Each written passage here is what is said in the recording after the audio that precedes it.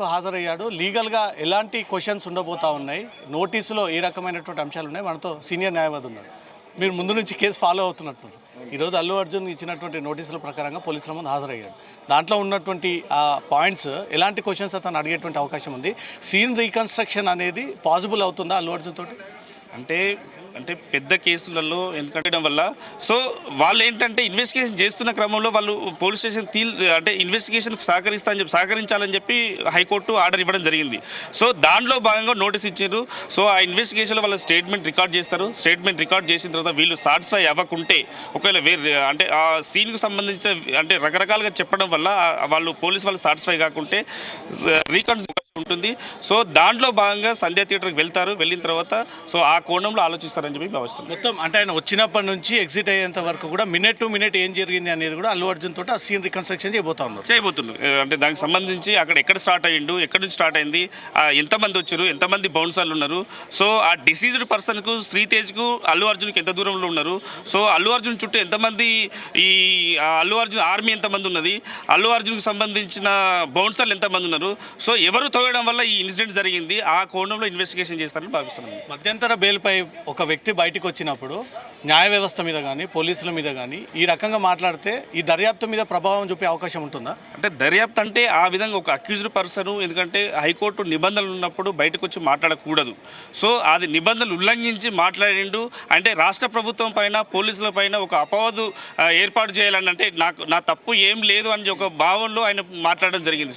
So అదే రోజు ఒకవేళ పోలీసు వాళ్ళు సహకరించకుంటే అంటే వీళ్ళకు ప్రాపర్గా వాళ్ళకు పర్మిషన్ రాకుండా కానీ ఇక్కడ వచ్చిన విషయాన్ని అంటే వీళ్ళ ఏదంటే శాంతి భద్రతలు కాపాడాలనే ఉద్దేశం ఉంది. వాళ్ళు అక్కడికి వెళ్ళి సంధ్యా థియేటర్కి వెళ్ళి అక్కడ అంటే వీళ్ళతో పాటు చాలామంది గాయపడి ఉంటారు. అట్ ద సేమ్ టైం వాళ్ళు అంటే చాలామంది గాయపడి ఉంటారు. ఒకవేళ అక్కడ పోలీసు వారు లేకుంటే ఇంకా ఎంతమంది గాయపడే వాళ్ళు, ఇంకెంతమంది ప్రాణాలు పోయేటో ఆ విషయంలో కూడా వాళ్ళు ఇన్వెస్టిగేషన్ చేసే అవకాశం ఉంటుంది. నేను సంధ్యా థియేటర్కి వచ్చేటప్పుడు పోలీసులే నా వే క్లియర్ చేశారు, లోపలికి తీసుకెళ్లారు, కూర్చోబెట్టారు. ఒక మహిళ చనిపోయిందన్న విషయం నాకు తెలియజేయలేదంటూ మాత్రం అల్లు అర్జున్ చెప్పాము అంటూ పోలీసులు మొత్తం సీసీ ఫుటేజ్ రిలీజ్ చేశారు. ఎవరు కరెక్టు, కోర్టు ఏది భావిస్తుంది?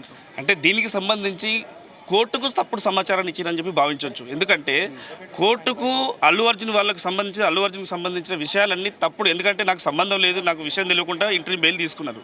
దెన్ తర్వాత ఏమైందంటే వాళ్ళు ప్రెస్ మీట్ పెట్టి నన్ను కావాల్సుకొని అపవాదు పాలు చేయాలని చెప్పి చూస్తున్నారని చెప్పేసరికి పోలీసు వాళ్ళు దీన్ని అంటే 10,000 వీడియోలు సేకరించి 10,000 వీడియోలను చూసి మొత్తం ఎవరు తప్పున్నది ఎవరు ఒప్పున్నదని చెప్పి ఒక వీడియో రూపకంలో ప్రజలకు తెలియాలనే ఉద్దేశంతో ఒక వీడియో రిలీజ్ చేయడం జరిగింది. దాంట్లో క్లియర్గా ఉన్నది ఎందుకంటే ఎప్పుడు అల్లు అర్జున్ ఎప్పుడు బయలుదేరిండు, ఎప్పుడు వచ్చిండు, ఎంతమంది ఉన్నారు, ఎంతమంది బౌన్సర్లు ఉన్నారు, ఏ టైంలో లోపలికి వెళ్ళిండు, ఏ టైంలో ఆ ఇన్సిడెంట్ జరిగింది, ఏ టైంలో హాస్పిటల్ తీసుకెళ్లారు అంటే ప్రతిదీ ఒక వీడియోగ్రఫీలో చూపించడం జరిగింది. సో అది చూస్తున్న క్రమంలో ఒక గవర్నమెంట్ను ఆ విధంగా ఒక పోలీస్ వారిని అని చెప్పి కాదు. సో దాంట్లో అంటే ఇన్వెస్టిగేషన్ జరుగుతున్న క్రమంలో కూడా నోటీస్ ఇవ్వచ్చు. సో ఇన్వెస్టిగేషన్ కంప్లీట్ కాలేదు, వాళ్ళ స్టేట్మెంట్లు అంటే అక్యూజ్డ్ కానీ లేకుంటే ఇంకా విట్నెస్లు కానీ వాళ్ళ స్టేట్మెంట్ రికార్డ్ చేయాలి. ఎందుకంటే ఇది చాలా పెద్దగా అంటే ఎంతమంది గాయపడ్డారో ఎంతమంది ఇన్సిడెంట్ జరిగిందో తెలియదు. సో ఆ కోణంలో స్టేట్మెంట్ రికార్డ్ చేయడానికి నోటీస్ ఇవ్వడం జరిగింది. ఆ నోటీస్లో భాగంగా ఈరోజు సీన్ రీకన్స్ట్రక్షన్ చేసే అవకాశం ఉంటుంది. సో ఆ దాంట్లో ఒకవేళ ఈయన ప్రోద్బలంతోనే ఈయన కావాల్సుకొని ప్రొవోక్ చేస్తే ఒకవేళ అల్లు అర్జున్ ప్రొవోక్ చేస్తే మాత్రం ఇది ఈ చట్టపరమైన చర్యలు వేరే రకంగా ఉండాలని చెప్పి భావిస్తున్నాం. అతను బయటకు వచ్చిన తర్వాత చాలాసార్లు పోలీసులని ప్రభుత్వం విమర్శించాడు ఇండైరెక్ట్గా అనేది కనబడుతుంది. మధ్యంతర బెయిల్ పైన వచ్చినటువంటి అల్లు అర్జున్ ఈ స్టేట్మెంట్ని బేస్ చేసుకుని హైకోర్టు అతని మధ్యంతర బెయిల్ని రద్దు చేసే అవకాశం ఉందా? మధ్యంతర బెయిల్ను రద్దు చేసి అంటే అదే ఇప్పుడు మనం సీన్ రీకన్స్ట్రక్షన్ చేసిన తర్వాత ఇన్వెస్టిగేషన్లో భాగంగా వాళ్ళ స్టేట్మెంట్ రికార్డ్ చేసిన తర్వాత ఒకవేళ ఈయన అంటే అల్లు అర్జున్దే దీని పాత్రలో ఎక్కువ ప్రొవోక్ చేసినట్టు భావిస్తే డెఫినెట్లీ వాళ్ళు హైకోర్టును అప్రోచ్ అయ్యే అవకాశం ఉంది.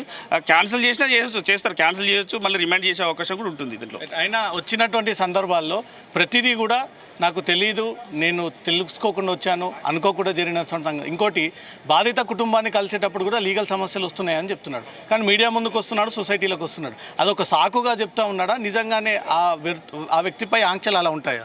అది ఒక సాకుగానే చెప్తున్నారు. ఎందుకంటే ఆయనే ఒక మీడియా పరంగా రిలీజ్ చేసినప్పుడు వెళ్ళడానికి ఇబ్బంది లేనప్పుడు వాళ్ళకి సంబంధించిన టీం ఉంటుంది.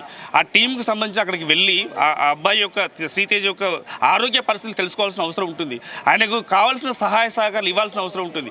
కానీ ఇక్కడ అట్లాంటి ఏం జరగలేదు. ఎందుకంటే గత 1 year నుండి ఈ పుష్ప మూవీ గురించి అంటే ఒక పెద్ద ఎత్తున హైప్ తీసుకొచ్చి అల్లు అర్జున్ ఆర్మీ అని చెప్పి క్రియేట్ చేసి, సో ఎందుకంటే నేను ఒకటి ప్రజల్లోకి వస్తున్నా లేకపోతే రేపొద్దున రాజకీయ కోణంలో వస్తున్నా అని చెప్పి ఒక మెసేజ్ ఇవ్వడానికి, అంటే ఈ సినిమా ఫీల్డ్లో నేనే ఒక డామినేటింగ్ క్యాండిడేట్గా ఉండడానికి ఒక మెసేజ్ ఇవ్వడానికి మాత్రమే వచ్చినట్టు.